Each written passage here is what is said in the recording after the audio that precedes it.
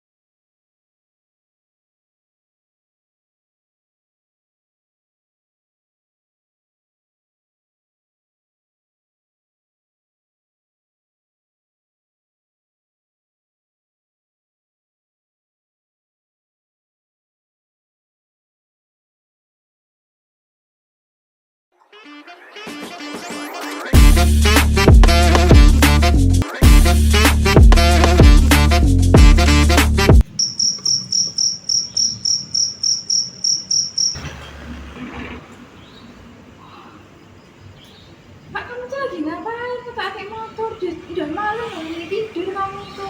Udah bilang kan bekerja di gedung terus.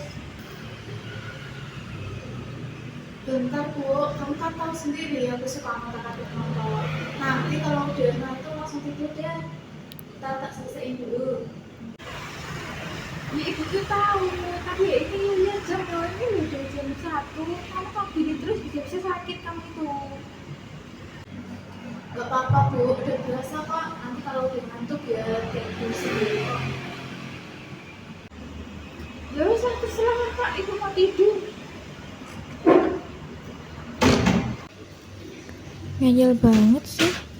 Bahaya kalau dia terus-terusan begini. Mumpung besok ada perawat kesini, coba deh aku diskusiin gimana baiknya besok. Assalamualaikum Bapak, Ibu, selamat pagi. Pagi Mbak. Perkenalkan, saya perawat kita. Masih ingat ya dengan saya yang biasanya berkunjung pada minggu-minggu yang lalu untuk melakukan pengkajian. Nah, jadi sesuai kontak waktu yang telah ditetapkan pada minggu lalu, jadi di sini saya akan melakukan edukasi atau memberikan edukasi kepada Bapak dan Ibu terkait gangguan pola tidur yang dialami Bapak Andi saat ini. Nah, sebelum saya mengedukasi, saya ingin bertanya kabar dari Bapak sama Ibu gimana hari ini? Pak, alhamdulillah kalau dari saya baik sih Bu. Saya juga baik-baik aja, tapi ya agak ngantuk sedikit sih Mbak. Oh iya, Mbak, saya tuh mau cerita ya. Semalam itu kan Bapak ya begadang sampai jam 4 pagi cuma gara-gara ngotak-atik motor. Saya tuh udah bilang, Pak tidur, tapi tetap aja ngeyel. Oh iya, tidak apa-apa Bu. Mungkin memang kan dari kajian memang Bapak ini kan dari muda memang sudah begadang nih. Jadi susah banget memang kalau disuruh tidur seperti itu. Nah, jadi saya di sini adalah untuk memberikan edukasi mengenai gangguan pola tidur yang telah saya sampaikan tadi. Di sini saya akan memberikan edukasi mengenai stimulus konservatif konflik. Dari Bapak dan Ibu adalah yang sudah pernah tahu apa itu stimulus konservatif? Nggak tahu sih Mbak, itu apa ya? Dari Bapaknya? Saya juga nggak tahu Mbak, apa sih Mbak?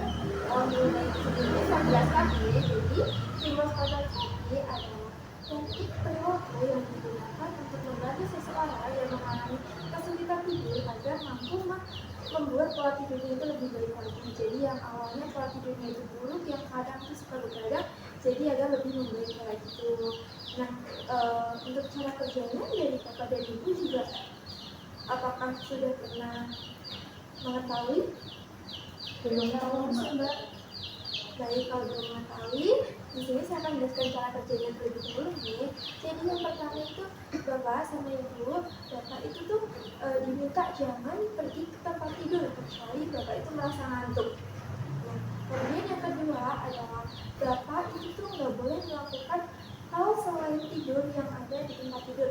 Semisal Bapak itu nggak boleh nonton TV di tempat tidur, main HP di tempat tidur, bahkan buat ngecek email di laptop pun juga nggak boleh di tempat tidur nih Bapak. Jadi tempat tidur itu fungsinya hanya dua, untuk tidur dan untuk berhubungan dengan istri Bapak seperti itu. Nah, kemudian yang ketiga adalah Bapak bisa coba untuk tidur. Jika sudah ngantuk, Bapak bisa coba untuk tidur selama 10 hingga 15 menit nih. Misal dari Bapak itu belum bisa tidur dalam rentang waktu tersebut, Bapak bisa keluar dari kamar, Bapak bisa cari aktivitas lain yang bikin Bapak itu relakskan, misal membaca koran gitu. Nah, kemudian setelah Bapak merasa relax, Bapak bisa kembali ke tempat tidur untuk mencoba tidur kembali. Dan saya sarankan Bapak itu nggak boleh banget untuk melihat jam. Karena kalau melihat jam terus menerus, Bapak malah bikin Bapak nanti jadi cemas kayak gitu. Nah, selanjutnya yang keempat adalah semisal dalam 10-15 menit dan setelah melakukan aktivitas yang membuat relax itu belum lanjut juga bikin tidur, Bapak bisa ulangi lagi prosedur yang telah saya sampaikan sampai Bapak itu merasa cukup kayak gitu. Nah, yang selanjutnya adalah yang kelima itu Bapak bisa set alarm nih. Jadi biar bangunnya itu selalu konsisten tiap paginya. Misal jam 6 pagi, jam 6 pagi terus, jam 4 pagi, jam 4 pagi terus, jam 5 terus, kayak gitu ya Bapak, Ibu. Nah, kemudian selanjutnya adalah yang keenam itu yang paling penting adalah Bapak itu nggak boleh tidur siang. Jadi kalau diusahakan jangan banget tidur siang. Nah, kemudian selanjutnya dari Ibu Opi itu bisa membantu untuk menciptakan lingkungan yang nyaman bagi Bapak, misalnya meredupkan kamar lampu saat tidur gitu. Sampai sini apakah sudah paham dengan edukasi yang saya berikan? Paham sih Mbak. Paham ya. Baik, kalau dari Bapak dan Ibu paham, bisa diulangi dong terkait apa yang saya sampaikan.